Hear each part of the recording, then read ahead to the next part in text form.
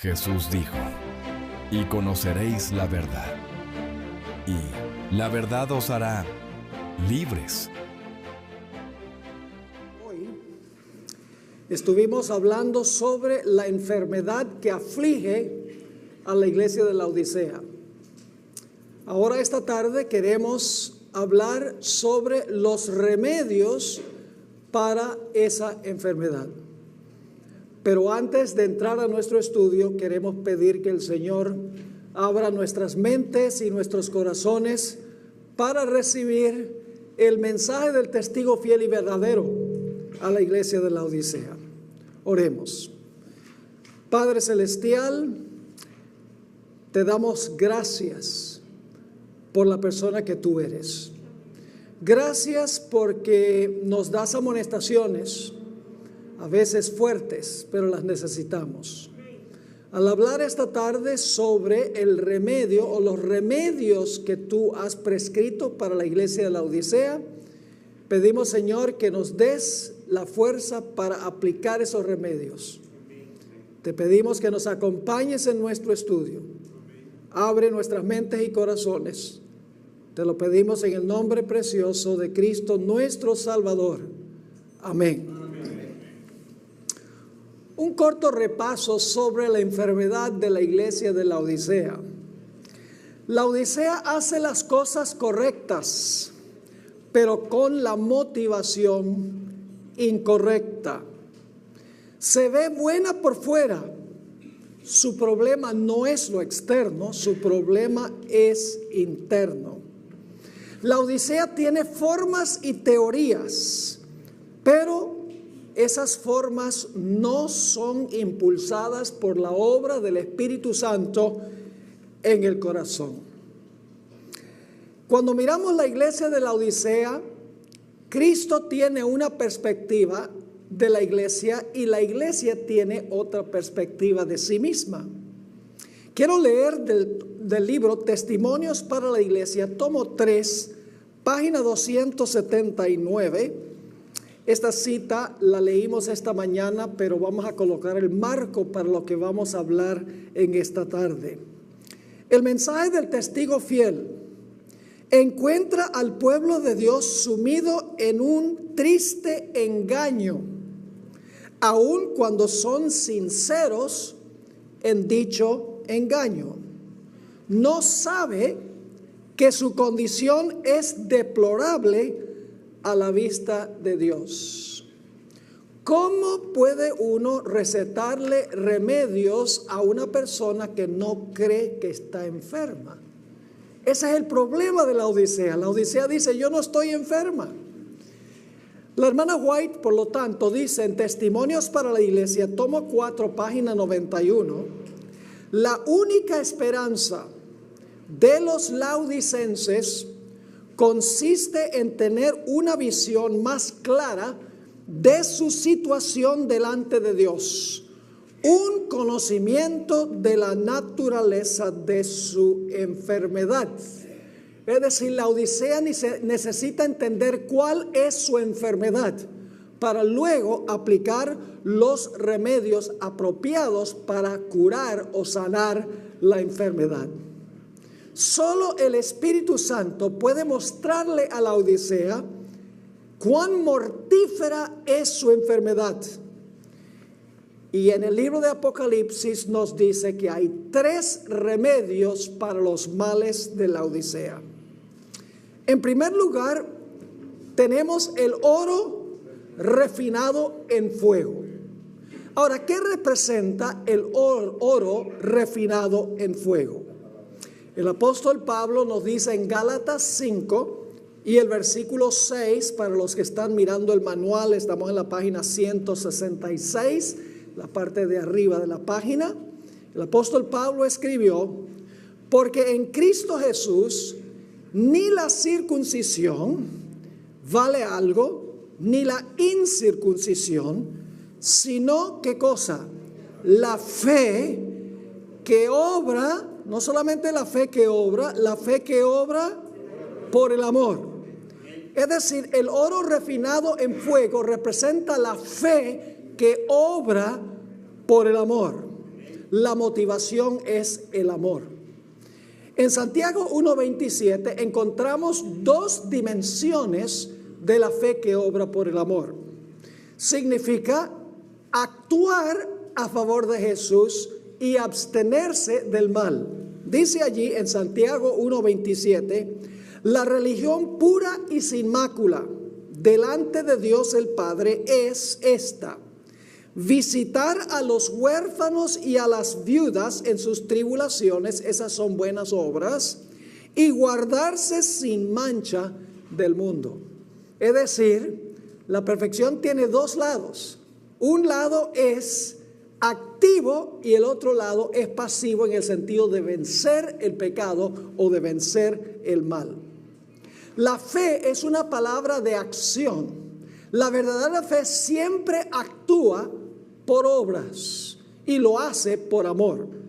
Noten 1 de Timoteo, el capítulo 6 y el versículo 17 hasta el versículo 19. A los ricos de este siglo manda que no sean altivos, ni pongan la esperanza en las que, en las riquezas, las cuales son inciertas, sino en el Dios vivo, que nos da todas las cosas en abundancia para que las disfrutemos. Ahora fíjense, que hagan ¿qué? Bien, que sean ricos ¿en qué? En buenas obras. ¿Y cuáles son esas buenas obras? Dadivosos, generosos, atesorando para sí buen fundamento para lo porvenir, que echen mano de la vida eterna. Así que nuevamente el apóstol Pablo nos dice que debemos ser ricos en buenas obras, que significa ser dadivosos y generosos. Algo que sale ¿de dónde? Que sale del corazón por amor. Ahora vamos a mirar lo que dice Santiago sobre este asunto. Santiago, el capítulo 2 y el versículo 5 nos dice: hermanos míos amados, oíd, ¿no ha elegido Dios a los pobres de este mundo para que sean ricos en qué? En fe, y herederos del reino que ha prometido a los que le aman? No se puede separar la fe de las obras, ni la fe de las obras del amor. En realidad, el oro refinado en fuego es la fe que obra por el amor. Ahora vamos a mirar un poco más detenidamente lo que dijo Santiago sobre este asunto. Noten Santiago 2, 14 al 17. La iglesia en esa época tenía un problema muy serio. La gente decía que tenía fe, pero no tenía obras ni tenía amor. Noten lo que dice en el versículo 14. Hermanos míos, ¿de qué aprovechará si alguno dice que tiene fe? Noten que no tiene en realidad, sino que ¿qué? Dice que tiene fe y no tiene obras. ¿Podrá la tal fe salvarle? ¿Podrá la fe sin obras salvar a una persona? Y si ahora va a hablar de lo que son las obras, tiene que ver con el amor. Si un hermano o una hermana están desnudos y tienen necesidad del mantenimiento de cada día, y alguno de vosotros les dice: id en paz, calentaos y saciaos, pero no les dais las cosas que son necesarias para el cuerpo, es decir, alimento y vestimenta, ¿de qué aprovecha? Así también la fe, si no tiene ¿qué?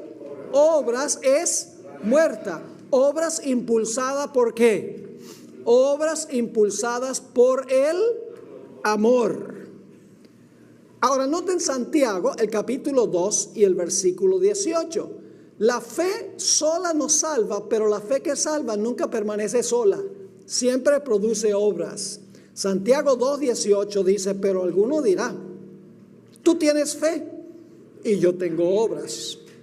Santiago da este consejo: muéstrame tu fe sin tus obras y yo te mostraré mi fe, ¿cómo?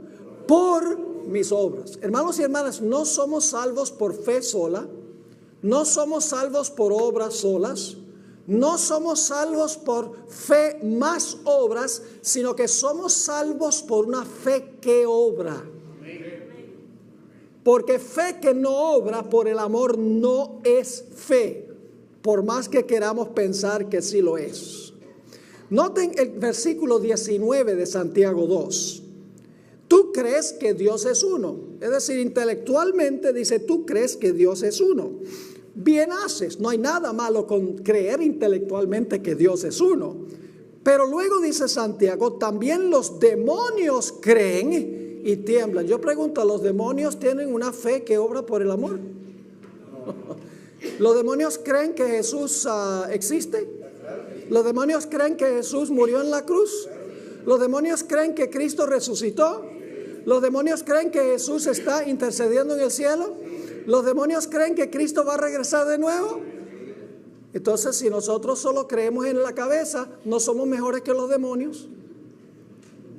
¿Están entendiendo lo que está diciendo Santiago? También los demonios creen intelectualmente y tiemblan. Note lo que dice el versículo 20 y el versículo 21. Mas quieres saber, hombre vano, que la fe sin obras es ¿qué? Muerta. No fue justificado por las obras Abraham nuestro padre cuando ofreció a su hijo Isaac sobre el altar. Martín Lutero no le gustó ese versículo. Él dice, el hombre es justificado por fe sin las obras de la ley. Y aquí Santiago está diciendo que Abraham fue justificado por obras. Por eso Lutero dijo, yo preferiría que el libro de Santiago no estuviera en la Biblia. No escribió ningún comentario sobre el libro de Santiago porque parecía Santiago estar en contradicción con el apóstol Pablo. Tanto Santiago como Pablo usan a Abraham como ejemplo, pero aquí viene un punto muy importante. Pablo usa a Abraham como ejemplo cuando Abraham salió de Ur hacia la tierra prometida, al principio de su transitar cristiano. Santiago usa el ejemplo de Abraham cuando al final de su vida estuvo dispuesto a sacrificar a su hijo. Es decir, Abraham demostró que tenía fe porque estuvo dispuesto por amor a Dios a obedecer a Dios aún sacrificando a su hijo. En otras palabras, su amor para con Dios era tan grande, más grande que el amor para con su propio hijo. El énfasis de Pablo es cómo se salva una persona. Santiago enfatiza cómo debe vivir una persona que es salva. Es decir, Pablo habla de la raíz de la salvación, mientras que Santiago habla del fruto de la salvación. Y si no hay fruto de la salvación, es porque hay un problema con la raíz. Noten Santiago 2 y el versículo 22. ¿No ves que la fe actuó juntamente con sus obras? Es decir, fe y obras iban juntas en la vida de Abraham. Y que la fe se perfeccionó por las obras. Esa palabra perfeccionó sería mejor traducirla, la fe se completó por las obras. Es decir, la fe sin obras está incompleta. Las obras sin fe están incompletas. La fe que obra es algo completo. Ahora, déjenme darles algunos ejemplos. Cuando usted abre una puerta, ¿cuál de los dos lados se mueve primero? ¿El lado de adentro o el lado de afuera? Los dos lados se mueven simultáneamente. ¿No es así? Yo pregunto, ¿ustedes pueden quitarle un lado a esta hoja de papel? ¿Alguien quiere quitarle solo un lado a esta hoja de papel? No, es imposible, porque un papel tiene ¿qué? Dos lados. Así es la fe y las obras, tienen que ir juntas. La fe y las obras se mueven juntas, en otras palabras, como una puerta que tiene dos lados. Fe y obras juntas. Ahora, si yo le preguntara esto, cuando ustedes arrancan el carro por la mañana y lo ponen en drive y empujan el acelerador, ¿cuáles ruedas se mueven primero? ¿Las de atrás o las de adelante? La gente siempre dice, bueno, ¿es tracción trasera o tracción delantera? No interesa. Porque si es tracción trasera, el instante que se mueven las ruedas de atrás, siguen las ruedas de adelante. La fe propulsa y las obras siguen. Otro ejemplo que les podría dar, y este ejemplo lo van a recordar porque es supremamente importante. Cuando ustedes están en un bote de remos, ¿cuál remo es más importante? ¿El remo derecho o el remo izquierdo? Los dos son igualmente importantes y tienen que trabajar ¿qué? Juntos, porque si solamente tiene el remo izquierdo, va a dar derecho, va a dar vueltas hacia la izquierda. Si tiene el remo izquierdo, van a dar vueltas hacia la derecha. Solamente cuando se usan los dos remos juntos, hay progreso del bote. De la misma manera, fe acompañada de obras es una vida cristiana consecuente. Noten Santiago 2 y el versículo 23, hablando todavía de Abraham. Y se cumplió la escritura que dice, Abraham creyó a Dios, es decir, Abraham tuvo fe en Dios y le fue contado por justicia y fue llamado, ¿qué cosa? El amigo de Dios. Cuando Abraham estuvo dispuesto de obrar para sacrificar a su hijo, mostrando que amaba a Dios por sobre todas las cosas, nos dice que llegó a ser amigo de Dios. ¿Quiénes son entonces los amigos de Dios? ¿Los que dicen o los que hacen? Los que hacen por amor. Por eso es que Jesús declaró en Juan 15 y el versículo 14, vosotros sois mis amigos si hacéis lo que yo os mando. Es decir, ustedes son mis amigos si ustedes ponen su fe en acción. Y ¿saben algo? La palabra fe es una palabra de acción. ¿Cuál es el capítulo de la fe? Hebreos 11. ¿Han notado que en Hebreos 11 todos están haciendo algo? Por fe, Moisés salió. Por fe, Noé construyó. Por fe, Abel ofreció. Es decir, en todo el capítulo, la gente está demostrando su fe en acción por amor a Dios. Noten Santiago 2 y el versículo 24. Vosotros veis pues que el hombre es justificado por las obras y no solamente por la ¿qué? Por la fe. Lo que está diciendo Santiago es que somos justificados por una fe que obra. No una fe sola que no tiene obras. No, porque la fe genuina es una fe que obra, que obedece para llegar a ser amigos de Dios. Pablo estaba luchando contra aquellos que creían que sus obras los podían salvar. Santiago estaba hablando de personas que pensaban que se podían salvar sin hacer ninguna obra. Santiago y Pablo no estaban peleando uno con el otro, estaban hablando de dos diferentes enemigos del evangelio. Estaba hablando Pablo en contra de los que creen que sus obras los pueden salvar, y Santiago en contra de aquellos que dicen que se pueden salvar sin desempeñar ninguna obra, con la fe nada más en la cabeza. Luego el apóstol Santiago da otro ejemplo. Santiago 2 y el versículo 25. Asimismo también Rahab la ramera no fue justificada por obras cuando recibió a los mensajeros y los envió por otro camino. Yo pregunto, ¿esta Rahab la ramera arriesgó su propia vida escondiendo a los espías y enviándolos por otro camino? ¿Lo hizo por amor a Dios? Arriesgó su propia vida, es decir, ella creyó cuando Dios dijo a través de los espías que él iba a destruir la ciudad de Jericó. Parecía imposible porque las ciudades estaban amuralladas hasta el cielo en Canaán. Ella creyó lo que Dios dijo y lo demostró en sus acciones, mandando a los espías por otro camino. Tuvo una fe que obra, en otras palabras. Santiago 2:26 concluye el argumento de Santiago sobre lo que significa la fe que obra por el amor de la siguiente manera. Porque como el cuerpo sin el espíritu está muerto, así también la fe sin obras está muerta. Yo pregunto, ¿una fe muerta te puede salvar? No. Ahora yo les pregunto, ¿qué es más importante? ¿El cuerpo sin el espíritu o el espíritu sin el cuerpo? Ustedes saben que el espíritu sin cuerpo no funciona y el cuerpo sin el espíritu no funciona. Tienen que ir ¿qué? Juntos. La fe que obra por el amor tienen que ir juntos. Noten esta cita del Espíritu de Profecía, Mensajes Selectos, tomo 1, página 465. La gracia es un favor inmerecido y el creyente es justificado sin ningún mérito de su parte, sin ningún derecho que presentar ante Dios. Es decir, nosotros no podemos decir, yo soy bueno, Señor, sálvame. No, nadie puede decir eso. Es justificado mediante la redención que es en Cristo Jesús, quien está en las cortes del cielo como el sustituto y la garantía del pecador. Pero, ahora viene el pero, si bien es cierto que es justificado por los méritos de Cristo, no está en libertad de proceder injustamente.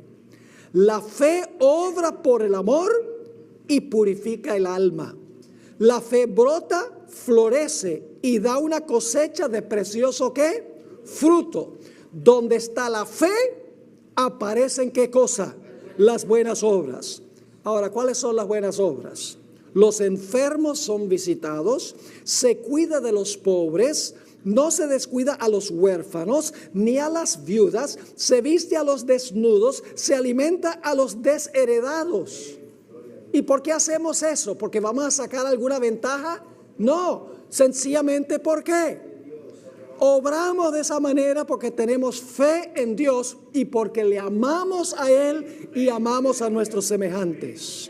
Cristo anduvo haciendo bienes y cuando los hombres se unen con Él, aman a los hijos de Dios y la humildad y la verdad guían sus pasos.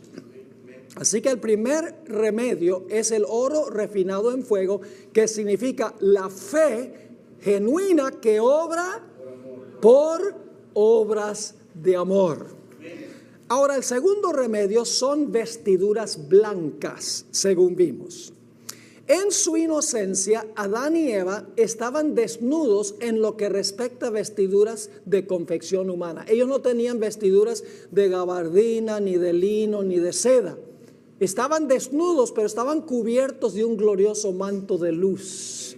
Note lo que dice Génesis 2:25. Y estaban ambos desnudos, Adán y su mujer, y no se avergonzaban. Pero luego Adán y Eva pecaron.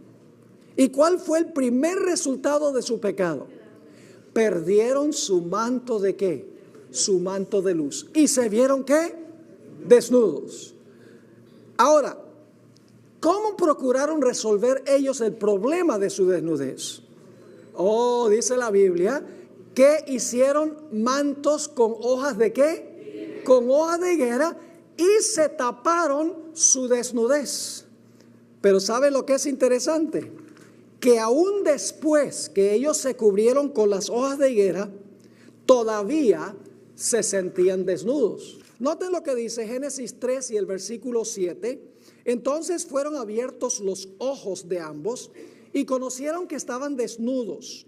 Entonces cosieron hojas de higuera y se hicieron ¿qué cosa? Delantales. Pero después de cubrirse con las hojas, se esconden en el huerto y todavía se sienten desnudos. Es decir, su desnudez no era desnudez de cuerpo, sino que era la desnudez de su alma. Dice en el versículo 10 de Génesis 3, y él respondió, esto es Adán, oí tu voz en el huerto y tuve miedo. Ya se había cubierto con las hojas de higuera en este momento. Dice, tuve miedo porque estaba ¿qué? Desnudo y me escondí. En realidad las hojas de higuera no taparon la desnudez, porque estaban destituidos del manto glorioso de luz con que Dios los había vestido.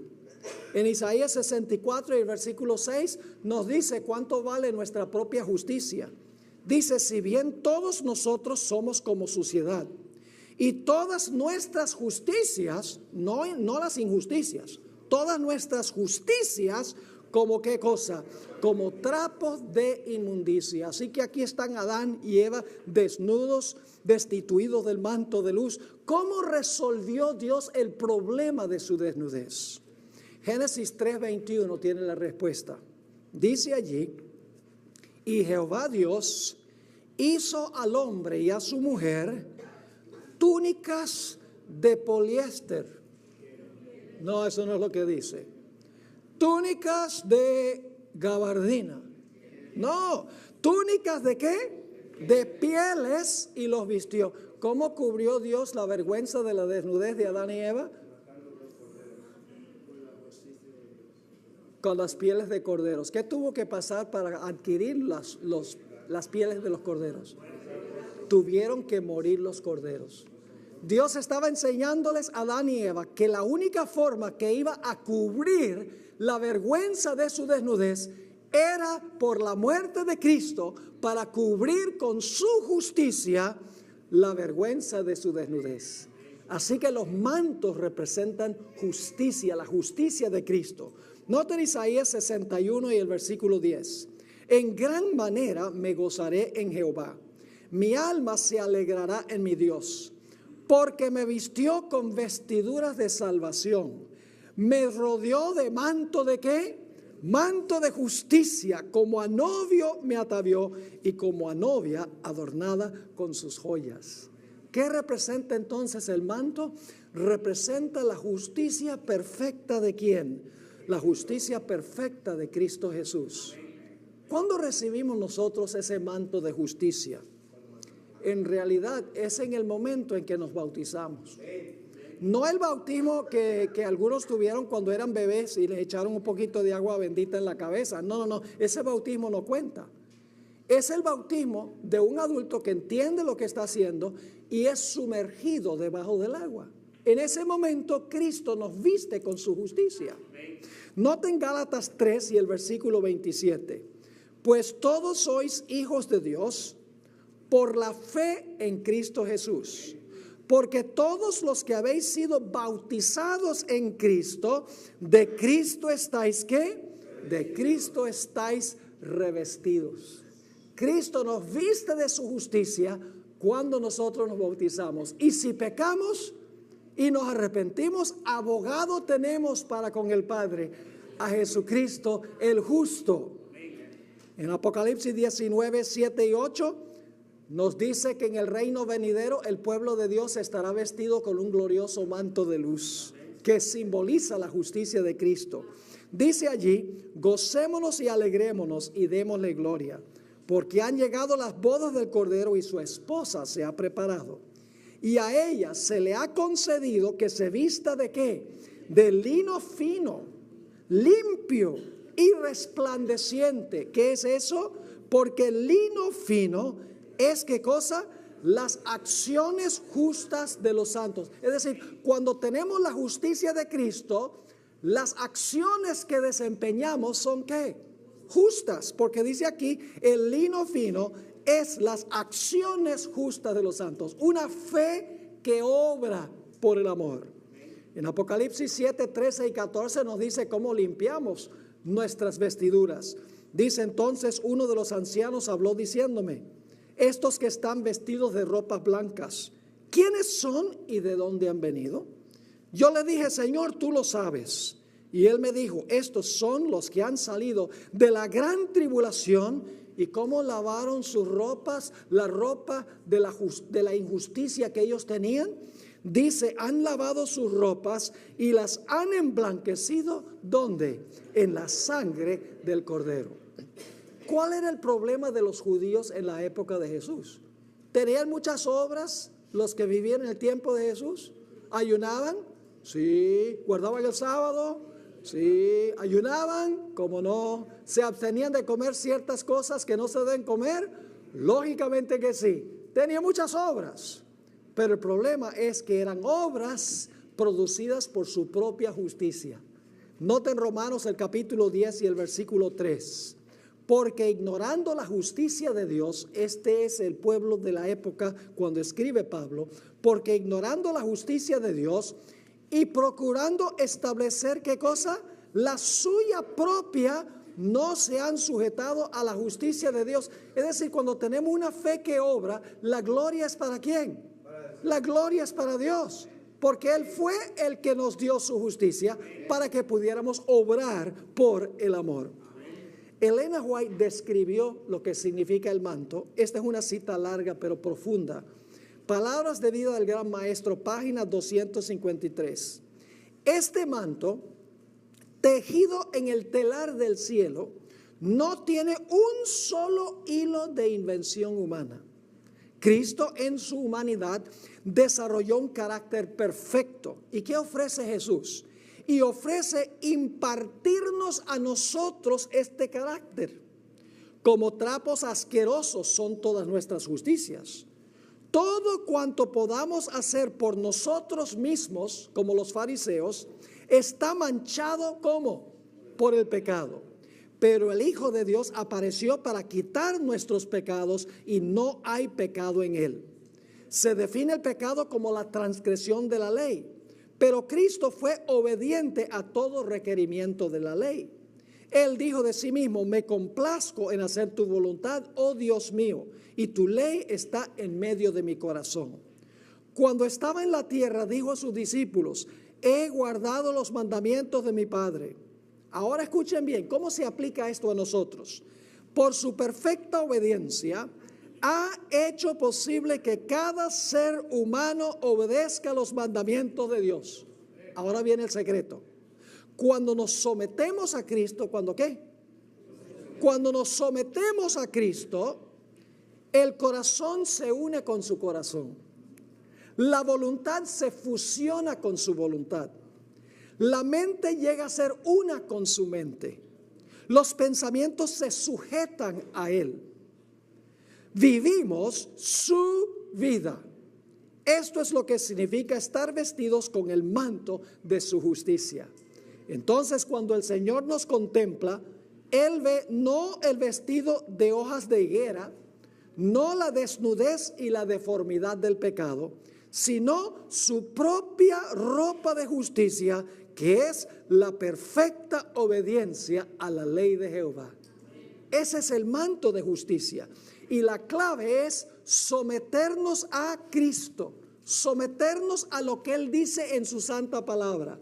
Nuestra voluntad se une con la voluntad de Él, nuestra mente con la mente de Él, y nosotros vivimos la vida de Él porque Cristo vive en nosotros.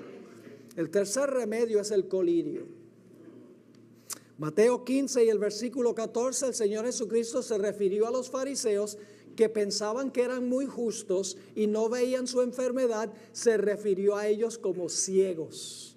Note lo que dice Mateo 15, 14. Dejadlos, son ciegos, guías de ciegos. Y si el ciego guiare al ciego, ambos caerán en el hoyo. En Mateo 23, 16, 17, 19, 24 y 26, 5 veces Jesús se refirió a los escribas y fariseos como guías ciegos. Físicamente tenían visión 20/20, pero espiritualmente eran ciegos. Ciegos porque no veían su propia condición, no veían su enfermedad, no veían su necesidad. Ustedes recuerdan cuando el Señor Jesucristo sanó al ciego de nacimiento. Señor Jesucristo dijo: este era ciego y ahora ve, porque reconoció a Jesús como el Mesías. Pero dijo de los fariseos: ustedes dicen que ven, pero en realidad están ¿qué? Están ciegos porque me rechazan a mí. Es decir, el colirio nos ayuda a vernos como Dios nos ve a nosotros. Ayuda a detectar nuestra enfermedad, para que entonces podamos venir a Jesús, para que Jesús resuelva el problema de nuestra enfermedad. En Filipenses el capítulo 3 y los versículos 3 al 8, encontramos que el apóstol Pablo habla de su experiencia antes de aceptar a Cristo.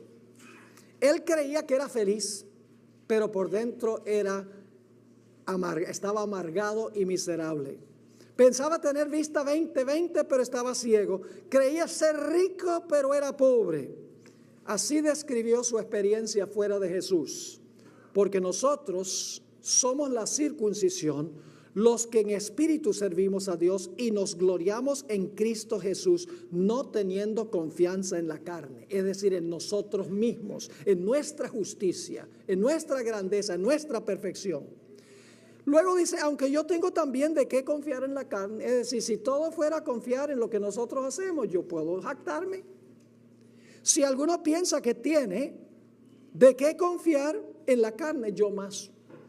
Circuncidado al 8º día, del linaje de Israel, de la tribu de Benjamín, hebreo de hebreos, en cuanto a la ley fariseo, en cuanto al celo perseguidor de la iglesia, en cuanto a la justicia que es en la ley, ¿qué cosa? Irreprensible. Dice, si uno se pudiera salvar por sus buenas obras, ya yo estaría en el reino. Pero cuantas cosas eran para mi ganancia, las he estimado como pérdida por amor de Cristo. Y ciertamente aún estimo todas las cosas como pérdida por la excelencia del conocimiento de Cristo Jesús, mi Señor, por amor del cual lo he perdido todo y lo tengo por basura para ganar a Cristo. El amor llevó a Pablo a echar a un lado todo lo que tenía, porque tenía a Cristo Jesús. Vio su enfermedad, recibió a Jesús y reconoció que su justicia no lo salvaba, sino que lo salvaba la justicia de Jesús. En la siguiente cita, la hermana White nos explica lo que significan los 3 remedios. El oro probado en el fuego, que se recomienda aquí, es la fe y el amor. ¿Enriquece qué cosa? El corazón, porque ha sido refinado hasta su máxima pureza. Y cuanto más se prueba, tanto más resplandece. La vestidura blanca, ahora va a hablar del segundo remedio, la vestidura blanca es la pureza de carácter. La justicia de Cristo, ¿qué? Impartida al pecador. Es a la verdad una vestidura de tejido celestial que puede comprarse únicamente de Cristo para una vida de obediencia. ¿De qué clase de obediencia? Obediencia voluntaria. Ahora voy a hablar del tercer remedio. El colirio es aquella sabiduría y gracia que nos habilitan para hacer ¿qué cosa? Para discernir entre el bien y el mal y para detectar el pecado bajo cualquier disfraz. Es decir, nos ayuda a ver nuestra verdadera condición, porque el corazón es engañoso por encima de todas las cosas. El colirio nos ayuda a vernos como Dios nos ve, no como nosotros queremos vernos. Sigue diciendo, Dios ha dado a su iglesia ojos, que Él quiere que sean ungidos con sabiduría para que vean claramente. Pero muchos sacarían los ojos de la iglesia si pudiesen, porque no quieren que sus obras salgan a la luz, no sea que resulten reprendidos. El colirio divino impartirá claridad al entendimiento. Cristo es el depositario de todas las gracias. Él dice, yo te aconsejo que de mí compres oro afinado en fuego. Esos son los 3 remedios que recomienda Cristo para la enfermedad de la Odisea. Ahora, en Apocalipsis 16:15 hay una gran advertencia. Esta advertencia aparece en el contexto de la 6ª plaga de Apocalipsis. Ya para ese tiempo la puerta de la gracia se ha cerrado.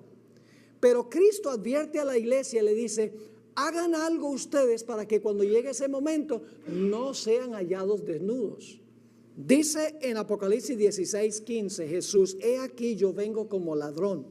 Bienaventurado el que vela y guarda sus ropas para que no ande ¿qué? Desnudo y vean su vergüenza. Muchos en ese momento se encontrarán sin la justicia de Cristo Jesús. Ahora, ¿a dónde está Jesús en relación con la iglesia de la Odisea? No está en el corazón, ¿está dónde? Fuera del corazón. Entonces, ¿cuál es el problema de la Odisea? ¿Es un problema de qué? No con sus obras, es un problema del corazón. Noten Apocalipsis 3 y el versículo 20. Aquí dice Jesús, he aquí, yo estoy a la puerta y llamo. Está fuera de la puerta. Si alguno oye mi voz, ¿y qué? Y abre la puerta, ¿qué hará Jesús? entraré a él y cenaré con él y él conmigo. Jesús tumba la puerta. Jesús llega y ¡pam! Tumba la puerta y entra, obligado. No, Jesús toca en la puerta del corazón y dice, ábreme por favor. Pero la decisión de abrir yace conmigo, no con él. Es decir, la puerta solamente tiene una forma de abrirla desde adentro, no desde afuera. Ahora, hay dos clases de corazones egoístas, dos clases de laodicenses, aún en la iglesia adventista de hoy. La primera clase se compone de aquellos que profesan servir a Dios, pero hacen lo que les place. Piensan que la justicia de Cristo los exonera de guardar la santa ley de Dios. Estos creen que se pueden salvar por la justicia de Cristo en sus pecados. Esa es una clase de laodicense. Son autosuficientes porque dicen la justicia de Cristo cubre todo y estoy salvo. Una vez salvo, siempre salvo. La otra clase de laodicense es aquel del cual hemos estado hablando. Se compone de aquellos que profesan servir a Dios y procuran encubrir sus corazones pecaminosos con una fachada de buenas obras, creyendo que Dios los va a salvar por las buenas obras que desempeñan. La primera clase es ilustrada por un árbol con mala raíz que produce mal fruto. Es decir, los que creen que la justicia de Cristo salva al pecador en sus pecados, es como un árbol que tiene una mala raíz y como resultado produce mal fruto. Dice la sierva del Señor, Comentario Bíblico Adventista, tomo 7, página 959. El mensaje a la iglesia de los laodicenses se aplica especialmente al pueblo de Dios hoy. Es un mensaje para cristianos, ¿qué clase? Cristianos profesos que han llegado a ser tanto como ¿qué? Tanto como el mundo, que no se nota una diferencia. Es decir, la justicia de Cristo lo cubre todo y no importa cómo yo viva. Esa también es una enfermedad ciega, donde la persona no ve en realidad su condición. La segunda clase de laodicense es aquel que cuelga frutos en el árbol artificialmente. Hemos hablado precisamente sobre eso en nuestro tema de esta mañana. El problema del segundo grupo de gente egoísta en Laodicea es que ellos no son motivados por la fe interna que obra por el amor. Procuran ganar la salvación por medio de sus obras. Yo pregunto, ¿cuán importantes son los motivos en relación con nuestras obras? Hermanos y hermanas, nuestra motivación determina si la obra es buena o la obra es mala. Muchas obras que parecen ser buenas, Dios las va a evaluar como malas en el juicio porque fueron motivadas con una intención mala.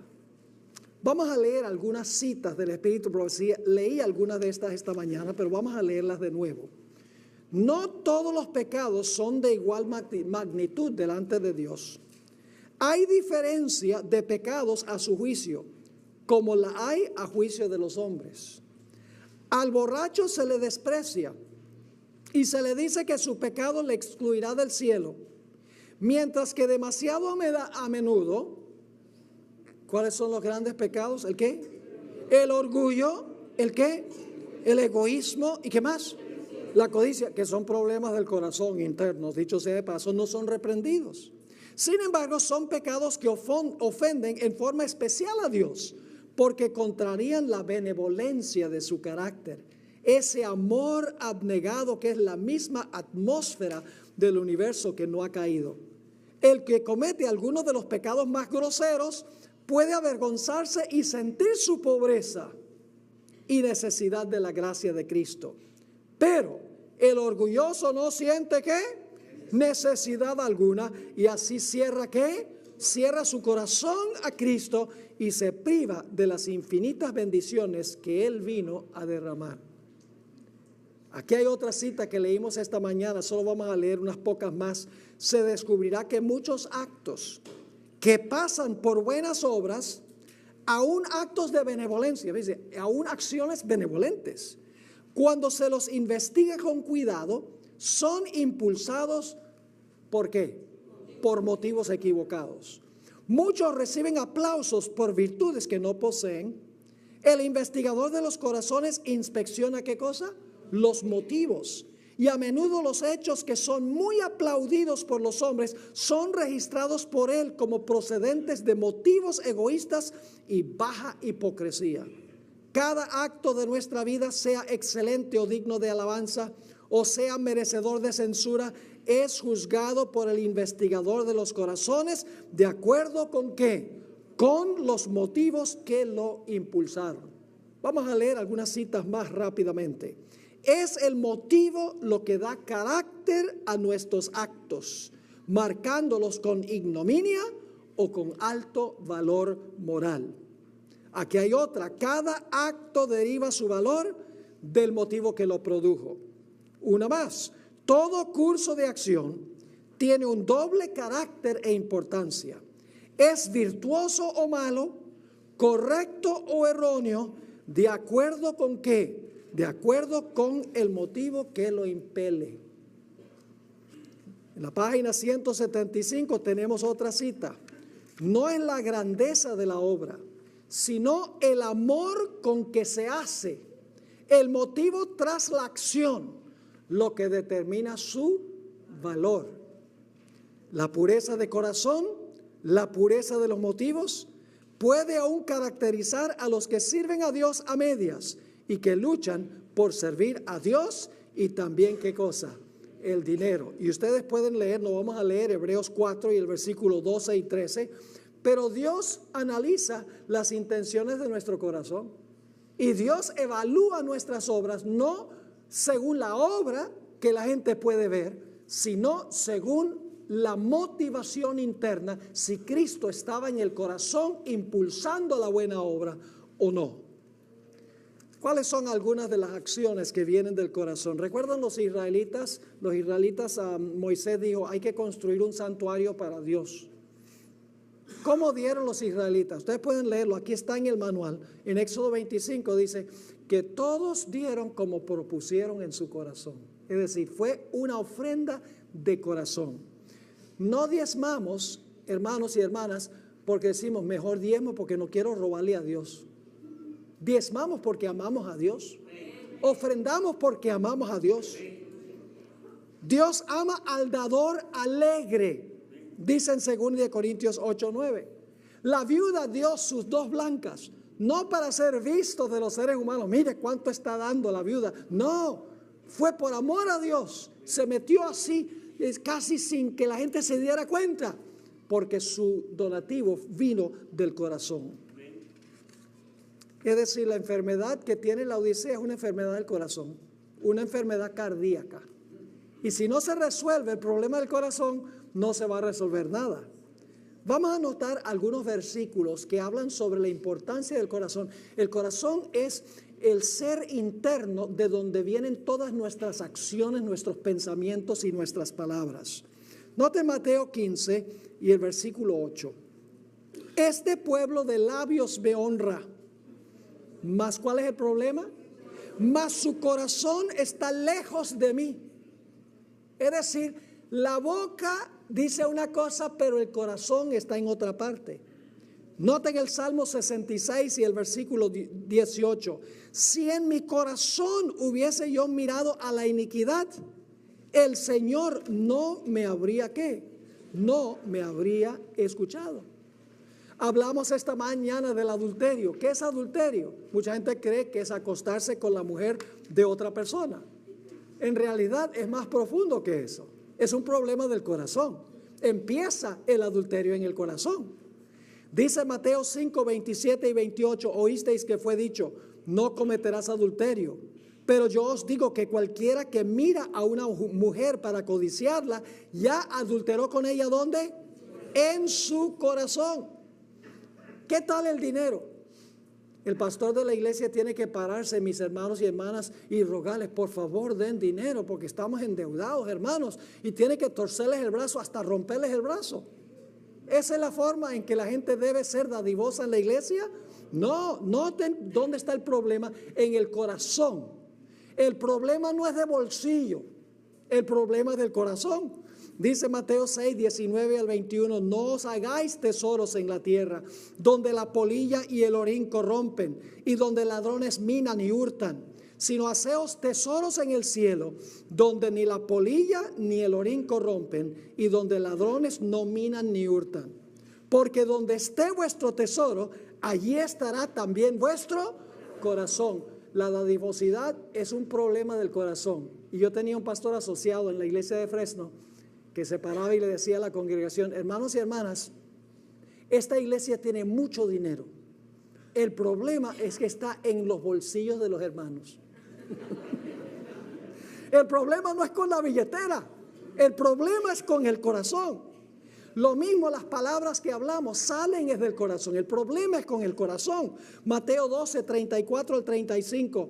Generación de víboras, ¿cómo podéis hablar lo bueno siendo malos?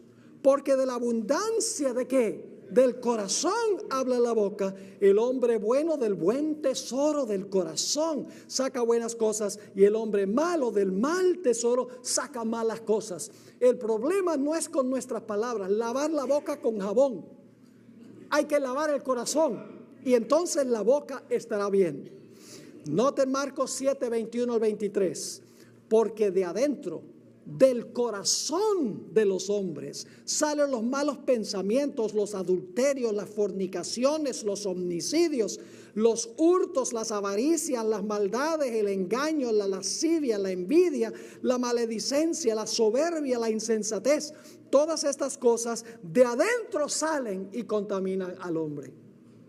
Todas esas malas acciones tienen su raíz ¿dónde? En el corazón. Y si no se limpia el corazón, no se limpia tampoco la conducta. Noten Deuteronomio 30 y el versículo 6. Y circuncidará Jehová de Dios tu ¿qué? Tu corazón y el corazón de tu descendencia. ¿Para que qué? Para que ames a Jehová tu Dios con todo tu corazón y con toda tu alma, a fin de que ¿qué? De que vivas. Y la única clase de cirugía, como yo les mencionaba esta mañana, que hace Dios, es cirugía cardíaca. Dios no anda arreglando corazones. Dios no mete marcapaso. Dios no hace bypass.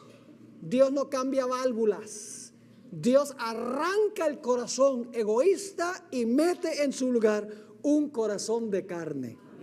Salmo 37 y el versículo 31 dice: la ley de Dios está ¿dónde? En su corazón, por tanto sus pies no resbalarán. ¿Por qué nuestros pies no resbalan? ¿Por qué no vamos a pecar? Porque la ley de Dios está ¿dónde? En el corazón. De nada vale tener la ley en tablas de piedra. Hay que meterlas en el corazón para vivir en armonía con la ley. Jeremías 31 al 33 dice: he aquí que vienen días, dice Jehová, en los cuales haré nuevo pacto con la casa de Israel y con la casa de Judá. No como el pacto que hice con sus padres el día que tomé su mano para sacarlos de la tierra de Egipto. Porque ellos invalidaron mi pacto, aunque yo fui un marido para ellos, dice Jehová. Pero este es el pacto que haré con la casa de Israel después de aquellos días. Dice Jehová, ¿qué va a hacer Dios? Daré mi ley en su mente y la escribiré ¿dónde? En su corazón. Y yo seré a ellos por Dios y ellos me serán por pueblo. ¿Saben cómo vivía Jesús? En el Salmo 40 y el versículo 8, aquí está hablando Jesús mesiánicamente. El hacer tu voluntad, Dios mío, me ha agradado. Y tu ley está en medio de mi corazón. ¿Por qué Jesús obedecía a su Padre? ¿Por qué guardaba Jesús los mandamientos? Porque la ley estaba escrita en su corazón y se deleitaba en hacer la voluntad de su Padre. Cuando amamos, nos deleitamos en hacer las cosas. Todos los jueves en mi casa, yo limpio los baños de la casa. ¿Saben por qué? Porque si yo no limpio los baños, mi esposa no me cocina. No, eso no es cierto. Porque me va a mandar a dormir al garaje. No. Yo no creo que limpiar los baños es una tarea muy especial ni muy apetecible, pero lo hago porque amo a mi esposa. Aún cosas que no son agradables las hacemos por amor. Y esa es la motivación que Dios quiere que tengamos. En Ezequiel 36, 26 y 27 dice Dios: os daré corazón nuevo y pondré espíritu nuevo dentro de vosotros, y quitaré de vuestra carne el corazón de piedra y os daré un corazón de carne, y pondré dentro de vosotros mi espíritu, y haré que andéis en mis estatutos y guardéis mis preceptos y los pongáis por obra. Cuando la ley está en el corazón, el pastor no tendrá que decirnos que debemos vestirnos con modestia. Hablaremos como Jesús, daremos como Jesús, actuaremos como Jesús, comeremos como Jesús, pero por las razones correctas. No haremos menos sino más. Tendremos una justicia mayor que la del fariseo. Seremos más obedientes a Dios, pero por la motivación correcta. Por eso el Señor Jesucristo dijo: bienaventurados los de limpio corazón, porque ellos verán a Dios. Saben que la iglesia de Laodicea tiene esperanza. Si aplicamos lo que hemos hablado esta mañana y esta tarde, Laodicea tiene esperanza. Voy a leer esta última cita del Review and Herald, 28 de agosto 1894. El consejo del testigo fiel no representa a aquellos que son tibios como sin esperanza. Todavía hay oportunidad para que remedien su condición. Y el mensaje laodicense está lleno ¿de qué? De ánimo. La iglesia que se ha apartado de él puede aún comprar el oro de la fe y el amor. Aún puede vestir el manto blanco de la justicia de Cristo, para que no se descubra la vergüenza de su desnudez.